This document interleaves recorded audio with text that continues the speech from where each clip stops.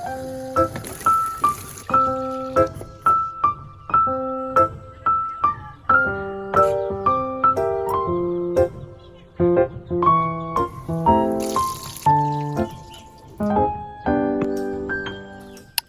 Youngs, it's me Yana and welcome back with another vlog!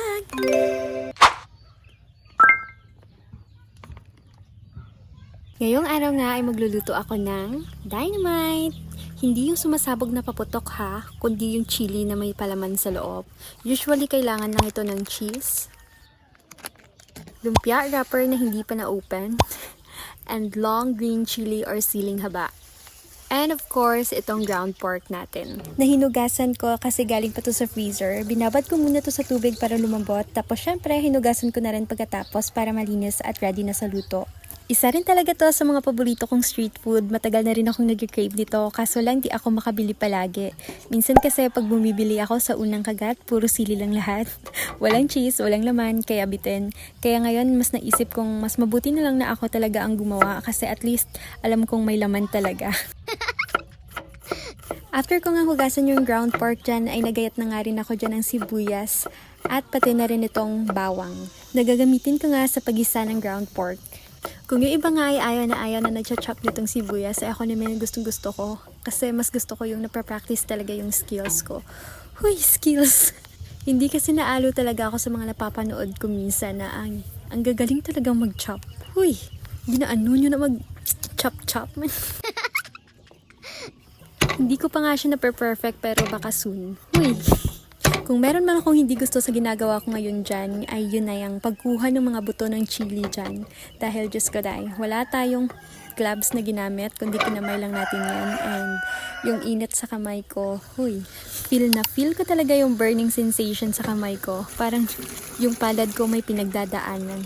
Charis. Kaya next time mag-gloves na talaga ako para safe on future. Pero ganun naman talaga lahat ng masarap may kaakibat na effort. Kailangan mong pagtiyagaan, paghirapan bago malisahan yung reward. Whether sa pagluluto man yan o sa totoong buhay, walang instant na masarap, laging may proseso. Pero worth it naman sa dulo. And honestly, it's those moments when things get tough that teach us the most. Kasi kapag nahihirapan ka, dun mo talaga nakikilala kung gaano katatag o kung gaano kalakas ang kaya mong pagdaanan. Katulad na lang ng ginagawa ko ngayon. Kahit mahirap siyang gawin, hindi naman mahirap, medyo lang. Yung part lang naman nakukunan ng mga buto yung sili dyan, yun lang naman yung mahirap. Pero ginagawa ko pa rin kasi alam kong after ng mga prosesong ito ay makakatikim din naman kami ng masarap na dynamite mamaya. Huy, di mo sure.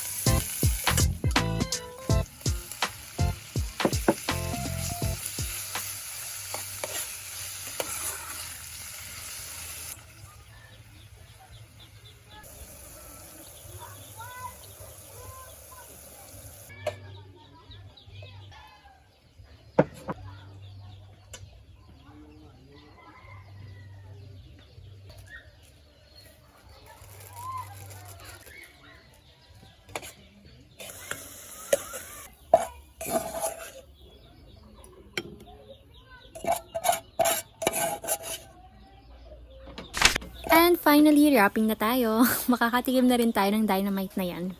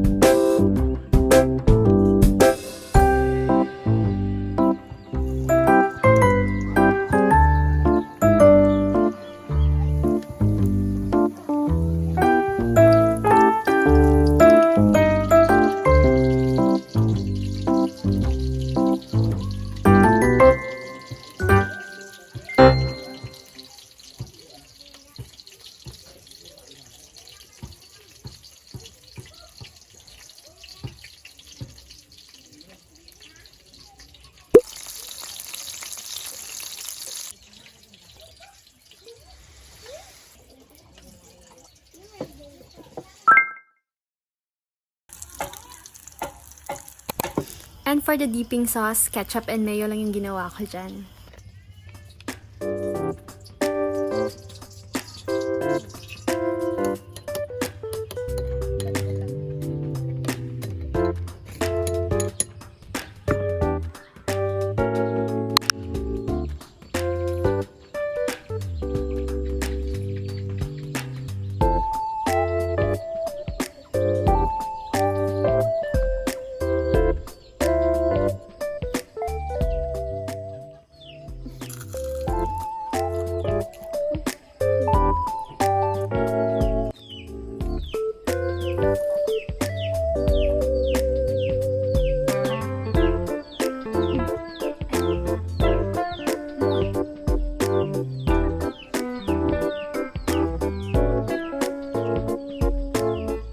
Thank you for watching. Diri na lang. Bye!